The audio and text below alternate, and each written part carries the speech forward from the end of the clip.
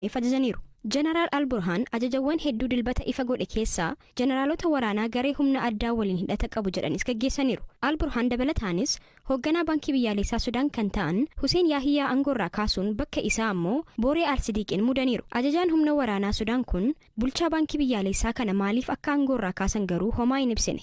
Bultii addaa Oromiyaa dorgommii ministeerii barnoota qopheesse injifatan Baratuu Mufaariyaat Taaddasaa godina Jimmaarraa dorgomtee manbarumsa bultii addaa Oromiyaa. Manbarumsa bultii addaa Oromiyaa kan seente yeroo ammaa manbarumsichaatti kutaa 12ffaa barachaa kan jirtu yoo ta'u barattoota lama naannoo Oromiyaa bakka bu'uun dorgommii qorumsa herregaa fi Ingiliffaa sadarkaa biyyattii qophaa'e irratti hirmaatan keessa tokko.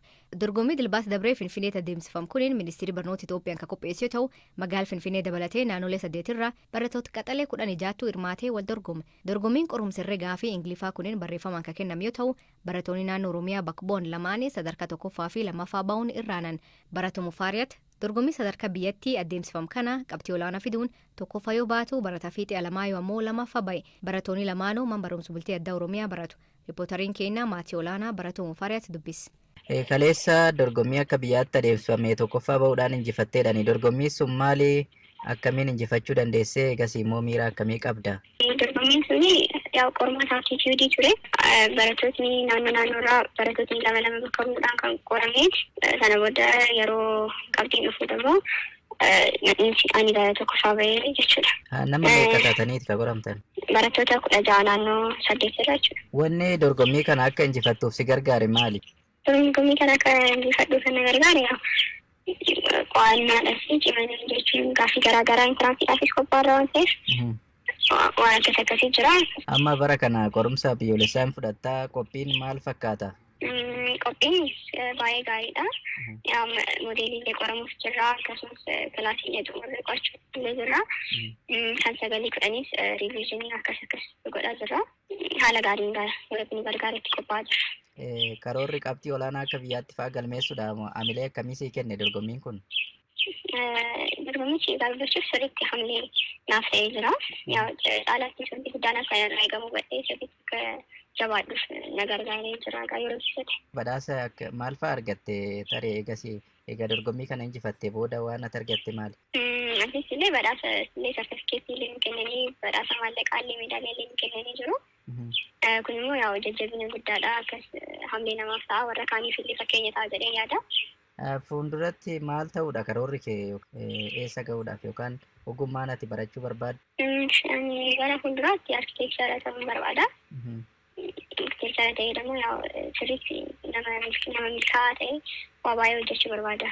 Direktaraan olaanaan waldaa misooma Oromiyaa obbo Dajjana Ittichaa mani barumsa bultii addaa dhaabbata kaayee hundaa'eef sirnaan milkeessaa jira jedhe. Mani barnoota kunin barattoota qaxaleef carraa gaarii mijeessuu jiddugal muuxannoo ta'uu fi miira dorgommii uumuu kaayyoonsaa kan waggoota darban itti milkaa'ee jira. Barattoota biyyattii raajii hojjetan orannee jirra orachaa jirra jedhe.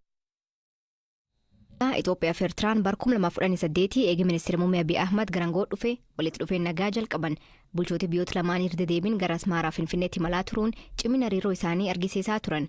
Ambaasaadar Yuunaatoo Bilataa Itoophiyaa bakka bu'uun Chaayinaa, Gamtaa Awurooppaa fi Ameerikaatti hojjechaa akka ture walitti dhufeenyi akka tasaa eegalam kunin seeraan kan hidhamin ta'uu akka rakkoo kaasa. Hirpha gammachuu dubbise.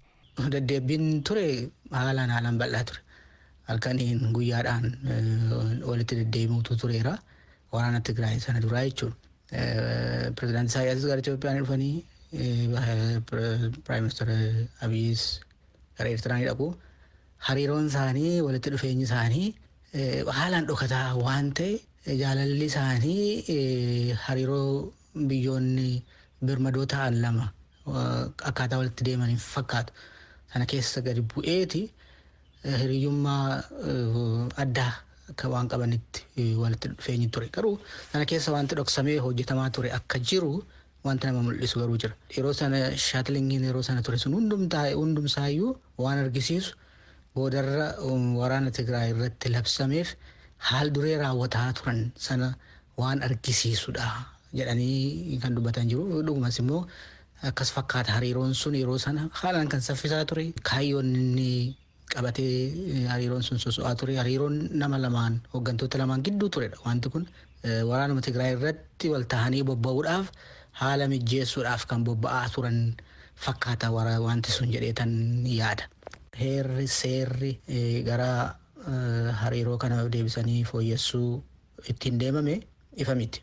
Kanarraa kan ka'e namoonni baay'een yeroo waan kanarratti mari'an waan kaasan hariiroo walitti dhufeenya Shaabiyaa fi Prosperity paartii badhaadhinaa kana kan aanjesse yookaanis kan loobii godhee haala kan mijjeesse qaama mormitootaa Eertiraa keessa maadheffatanii turan sirna bilxiginnaa diriirsee sana immoo akka dawootti godhatanii fedhinnaa isaanii galmaan gahachuudhaaf kan carraaqan sanas darbanii roodmaappii barreessinee nuti kenne warra jedhantu hariiroo Eertiraa fi Itoophiyaa yookaanis hariiroo paartii bilxiginnaatii fi Shaabiyaa kan aanjesse kan gidduu galee loobii godhee waan kana mirkaneessee jara kanadha jedhu malee gama lamaaniinuu instituushinoonni jiran of course gara Eertiraa instituushiniin jiru gama Itoophiyaatiin sadarkaa paarlaamaatti itti mari'atame sadarkaa mana maree ministirootaatti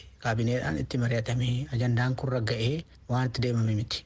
Hariiroon isaanii oowwaa turkuuniin garuu waliigaltee mootummaa Itoophiyaa fi TPLF'n booda ka qabbanaa'e fakkaata.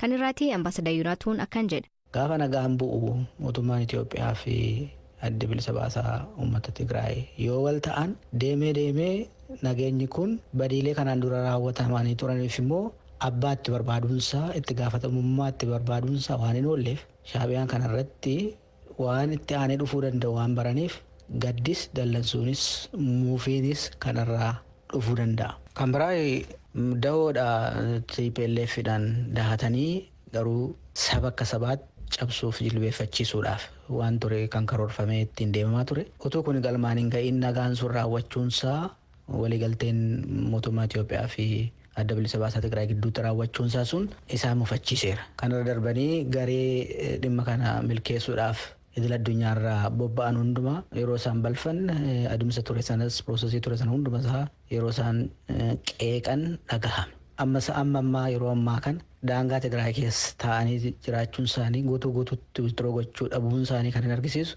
nagaa sana gufachiisuudhaaf wanta isaanii danda'amu hundumaa gochaa jiru akka isaan jiran argisiisa. Kun immoo nagaa raawwate nagaa bu'e sana akka maggasaan morma akka isaan hin fudhanne argisiisa. Ministeerri muummee Itoophiyaa Dr. Abiy Ahmedii fi mootummaan naannoo Amaaraa muudama naannoo Amaaraatti dhiyeen kan mudatee fi humnoota biyya alaa himatan Eertiraan kan keessa qooda qabdii gaafii jedhu akkanaan deebise. Egaa Daareektirillee Eertiraa jechuu baatan jechi sun garuu Eertiraan jecha sanarraa walaba ta'uu hin dandeessu. Maaliif harkaaf miilaan dhimma Itoophiyaa keessa galtee kan laaqaa jirtu isee waan taateef. Ammallee Itoophiyaa keessatti opereet gochaa jiru bal'inaan. Caasaa mootummaa qabatanii socho'aa jiru gahaa qabaachuu yoo baannus garuu Itoophiyaa keessatti dhimma Itoophiyaa keessatti seenanii bukeessaa ooluun kun keessumaa aktiivitoonni isaaniillee tuunafiin hojii idilee isaaniiti.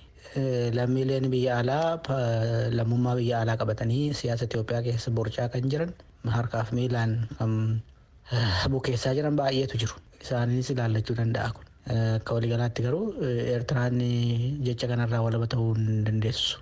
Garaagarummaan biyyoota lamaan jidduu jiru kabuu bulta'uu kakaasu xiinxalaan siyaasa baha Afrikaa obbo Abdirahman Sayyid Abbo Hashim waraanichaan dura Isaayyaasii fi Abiy dhimma Itoophiyaa kan irraa waliin gal akka qaban ibsa. Haa ta'u malee yaaddoo fi abdiin hariiroo biyyoota lamaanirra jiru maalii kan jedhu ambaasaadar Yuunaatuun akkanaan ibsa. Sila abdiin tuuta irra ta'e kan ta'u bara 2018 hariiroo hooggantoonni lamaan gaggeessan sanaan taananii wanti nama onnachiisu nama abdachiisutu dhufaniiru ta'e jijjiirama malaatu naannoo Eertiraatti uumamaa jira kan jedhu irraa kaatee abdii wayii abdachuu dandeessa yookaan tuuxinnoo waa deemtee ta'e wanti sun abdachuu dandeessa ture. Garuu wanti socho'e wanti poozitiivlii lakkaa'amuu danda'u hin jiru. Hariiroon sun kan inni xiyyeeffate naannoo Tigraay barbadeessuu balleessuu irratti kan xiyyeeffate. Sanarratti hariiroon kan ta'e booda garuu mootummaan Itoophiyaa jaara jalaa bahee hariiroo inni Tigraay wajjiniin qabu keessumaa hooggansa Tigraay wajjiniin qabu karaa nagaadhaan goolabuudhaaf waadaa waan seeneef jibbinsa argisiisanii yookaan hariiroo mootummaa Itoophiyaa wajjin qaban laaffisaa deeman. Badiidhaaf wal ta'anii nagaadhaaf wal ta'uu qaamonni dadhabanii abdii akkamiitti irratti abdatamuu danda'a.